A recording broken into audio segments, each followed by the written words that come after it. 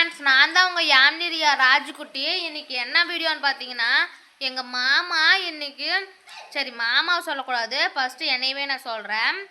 Instagram போனேன் friends, ஒரு 5 மணி இருக்கும். இன்ஸ்டாகிராம் போனேன். இன்றைக்கி வந்து ரோஸ் டே அப்படின்னு சொல்லிட்டு ஒரு வீடியோ பார்த்தேன் ஃப்ரெண்ட்ஸ்.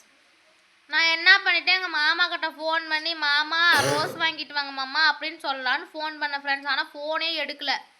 போயிட்டு ஜாலியாக ஊர் சுற்றிட்டு வந்தார் வெறுங்கை வீசிக்கிட்டு.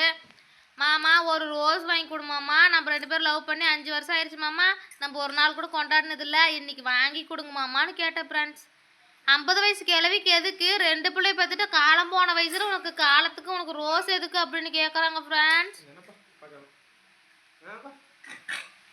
மனுஷனுக்கு எவ்வளோ கோபம் வரும் ஃப்ரெண்ட்ஸ். ஒரு நாள் வந்துட்டு எனக்கு ஒரு ரோஸ் வாங்கி தந்தது கிடையாது. நானாக கேட்காம நான் என்ன பண்ணுவேன், நான் எங்கள் மாமாவை இன்னமும் லவ் பண்ணுறதுனால தான் நான் எங்கள் மாமா கிட்ட ரோஸ் கேட்டேன். ஒரு ரோஸ் கூட வாங்கி தரல ஃப்ரெண்ட்ஸ். சரி மாமா வீட்டில் இருக்கிறாருன்னு சொல்லிட்டு போண்டா சுட்டு வறுவல் வந்து பார்த்தீங்கன்னா செஞ்சுருக்க ஃப்ரெண்ட்ஸ். மாமா இப்போ சாப்பிட்டுட்டு செல்லு நோண்டிட்டு இருக்கிறாங்க ஃப்ரெண்ட்ஸ்.